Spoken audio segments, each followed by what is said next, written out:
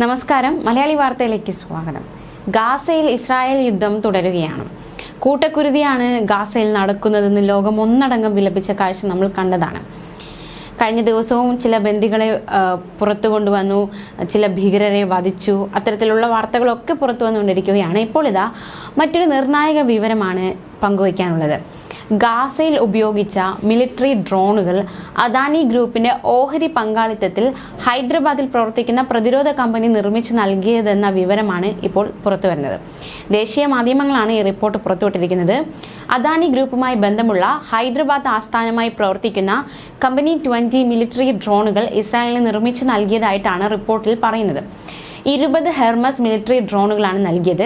ഡ്രോണുകൾ നിർമ്മിച്ചു നൽകിയത് അദാനി ഡിഫൻസ് ആൻഡ് എയ്റോസ്പേസും ഇസ്രായേലിന്റെ എൽബിറ്റ് സിസ്റ്റംസും ചേർന്നുള്ള സംയുക്ത സംരംഭമായ Adani Elbit advanced systems India limited ആണ്.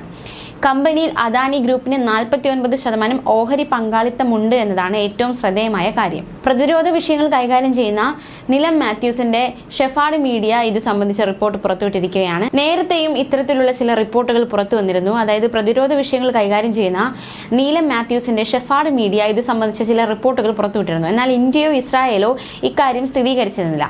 പക്ഷേ ഇപ്പോൾ അദാനി ഗ്രൂപ്പുമായി ബന്ധപ്പെട്ട വൃത്തങ്ങളിൽ നിന്ന് ഇത് ശരിയാണെന്ന് ബോധ്യപ്പെട്ടതായി റിപ്പോർട്ടുകൾ ചൂണ്ടിക്കാണിക്കുകയാണ്. റിപ്പോർട്ടിൽ വ്യക്തമാക്കുന്ന മറ്റൊരു കാര്യം, ഇസ്രായേൽ പ്രതിരോധ കമ്പനി വക്താവും ഇക്കാര്യം സ്ഥിരീകരിച്ചു എന്നാണ്. 4 മാസമായി തുടരുന്ന ഇസ്രായേൽ കൂട്ടക്കുരുതിയിൽ ഇതുവരെ 10,000 കുട്ടികളടക്കം 28,000-ൽ പരം നിരപരാധികൾക്കാണ് ജീവൻ നഷ്ടമായത്. ഈ കൂട്ടക്കുരുതിയിൽ മുഖ്യ പങ്ക് വഹിച്ചത് ഹെർമസ് ഡ്രോണുകളാണ് എന്നാണ് റിപ്പോർട്ടുകൾ സൂചിപ്പിക്കുന്നത്. 30 മണിക്കൂറിലധികം ദൈർഘ്യമുള്ള ഹെർമിസ് 900 ഡ്രോണുകൾ ഇസ്രായേൽ സേനയ്ക്ക് നിർണായക നിരീക്ഷണ ശേഷിയാണ് നൽകുന്നത്.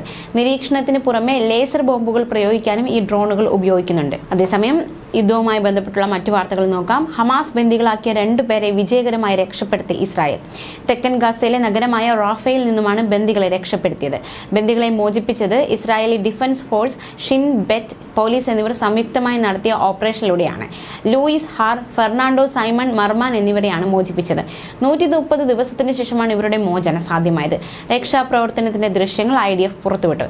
ഇരുവരെ രക്ഷിക്കാൻ ശ്രമിക്കുമ്പോൾ വലിയ രീതിയിലുള്ള ഏറ്റുമുട്ടൽ ഉണ്ടാകുന്നത് ദൃശ്യങ്ങളിൽ കാണാം.